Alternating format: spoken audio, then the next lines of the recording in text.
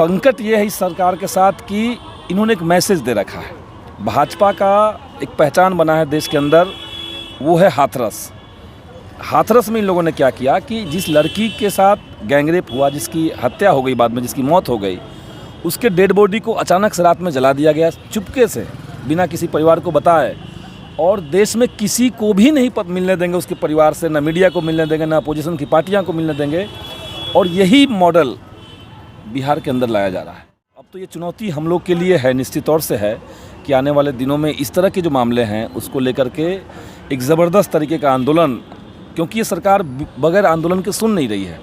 गुलनाज वाले मामले में होना यही चाहिए था कि 30 अक्टूबर की घटना हुई और सरकार एक तुरंत कड़ा एक्शन लेते हुए उनको गिरफ्तार करवाती, लेकिन सरकार को कुर्सी चाहिए। नीतीश कुमार बिहार में कुर्सी कुमार के नाम से जाने जा रहे हैं, तो उनका पहला कंसर्न था कि किसी तरीके से इस मुद्दे को दबाए रखा जाए, लड़की के परिवार वालों को धमकाते रहना चाहिए, और चुनाव होगा तो देखेंगे।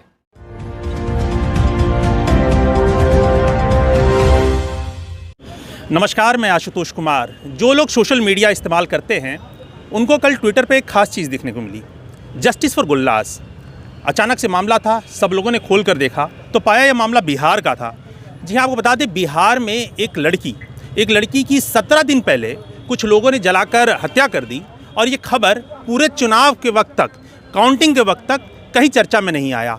बाद में सोशल मीडिया का सहारा मिला। वो लड़की 15 दिनों के बाद तड़प कर पटना के PMCH में मर गई। उसके बाद उसकी न्याय को लेकर एक आंदोलन अब शुरू हुआ है। हमारे साथ इस वक्त भाकपा माले के बहुत ही युवा और लगातार संघर्षशील, आप ज़मीन से आए हैं, संदीप सौरभ हमारे साथ इस वक्त हैं। और संदीप सौरभ, कैसे देखते हैं, क्योंकि बीजेपी बार बार कहती थी कि अगर महागठबंधन की सरकार आ जाएगी, माले की सरकार आ जाएगी तो जंगल राज आ जाएगा, आप इस मामले को कैसे देख रहे हैं? देखिए, ये तो भाजपा की जो सरकार है, जदयू की जो सरकार बिहार के अंदर है, वो तो महाजंगल राज है। वो महागठबंधन को जंगल राज कहते हैं, आप समझिए, वो महाजंगल राज है। क्योंकि साफ साफ दिख रहा है बिहार के अंदर कि किस तरह से अपराध की घटनाएं बढ़ रही हैं। वैशाली में जो गुलनाज के साथ हुआ वो 30 अक्टूबर की घटना है, और 30 अक्टूबर की वो घटना होती है, और 17 दिन तक आप समझिए कि पुलिस ने किसी को भी गिरफ्तार नहीं किया। तो क्या सरकार बिहार के अंदर ये मैसेज देना चाह रही है कि किसी बहन बेटी पे अगर इस तरह का जुल्म होता है, उसके साथ बलात्कार होता है, उसकी हत्या हो जाती है, तो तब तक सरकार कोई कार्रवाई नहीं करेगी, तब तक वो उनकी कान नहीं उनका खुलेगा, जब तक कि जनता जो है वो उसके शरीर को लेकर सड़क पे नहीं उतर रहा है। क्योंकि इस मामले में यही हुआ। PMCH में जब उस लड़की का देहांत हुआ और उसके डेड बॉडी को लेकर के लोगों ने प्रोटेस्ट किया, उसके बाद सरकार का ये कान खुलता है, सरकार तब ध्यान देती है। और पूरे मामले में हमने यही सुना कि इसमें जो बड़े पुलिस अधिकारी थे, उन लोगों ने लड़की के परिवार वालों को दबाया भी, उनको चुप कराने की कोशिश की गई कि इस मामले को छोड़ दीजिए। दबाव बहुत ज़बरदस्त बनाया गया। वो बाद में छात्र नौजवान जो थे, जो युवा थे, पटना के जो स्टूडेंट्स थे, उन लोगों ने कंसल्ट करके उसके परिवार से तब इस मुद्दे को उठाया। कल हमारी बहुत विस्तार से इन लोगों से बात हुई जब हम यूनिवर्सिटी में गए थे, चूँकि मैं उसी का स्टूडेंट रहा हूँ, पटना यूनिवर्सिटी का। तो हम लोगों ने जब बात की तब हमें पूरा मामला समझ में आया कि क्या मामला है, और हमने कहा कि आज शाम को अगर इस तरह का प्रोटेस्ट है तो हम उस प्रोटेस्ट में रहेंगे। और कल शाम को हम लोग यूनिवर्सिटी गेट से कारगिल चौक तक हम लोगों ने कैंडल लाइट मार्च निकाला, और गुलनाज के जस्टिस के लिए हम लोगों ने आवाज़ उठाई। अब संकट ये है इस सरकार के साथ कि इन्होंने एक मैसेज दे रखा है। भाजपा का एक पहचान बना है देश के अंदर, वो है हाथरस। हाथरस में इन लोगों ने क्या किया कि जिस लड़की के साथ गैंगरेप हुआ, जिसकी हत्या हो गई, बाद में जिसकी मौत हो गई, उसके डेड बॉडी को अचानक से रात में जला दिया गया, चुपके से, बिना किसी परिवार को बताए।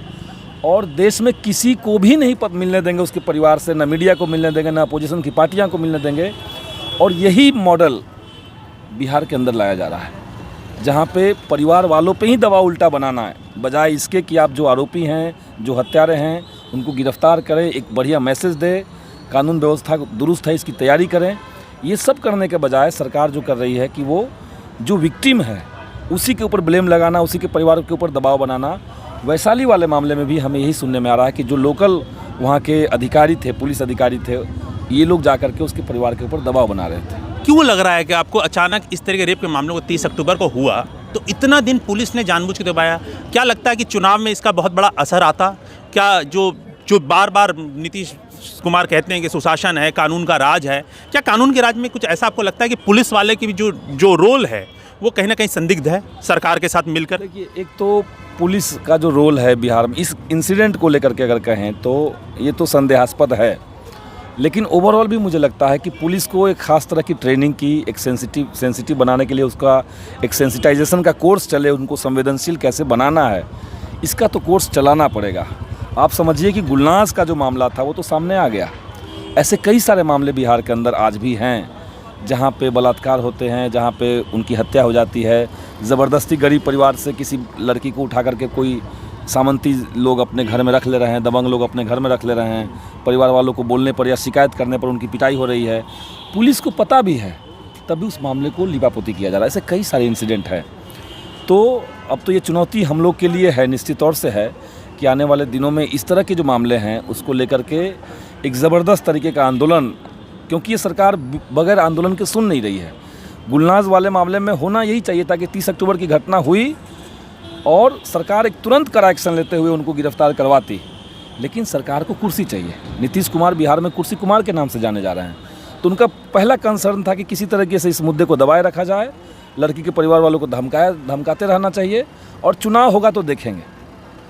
और उसके बाद यही हुआ। 15 तारीख को जाकर के जब लड़की का देहांत हुआ उसके बाद आंदोलन के बाद ये मामला देखिए, आपने सामंतवादी विचारधारा की बात कर ली, इसमें आप जाति और धर्म के एंगल को कैसे देखते हैं? क्योंकि लड़की खुद ब खुद एक माइनॉरिटी कम्युनिटी से बिलोंग करती है, उसको आप कैसे समझते हैं? क्या उसकी माइनॉरिटी कम्युनिटी का होने के वजह से भी इस मामले को उस तरीके से लाइट नहीं मिल पाया? देखिए, एक तो है कि महिलाओं के ऊपर ओवरऑल एक उनके ऊपर अटैक है, वो चाहे जिस कम्युनिटी से हों।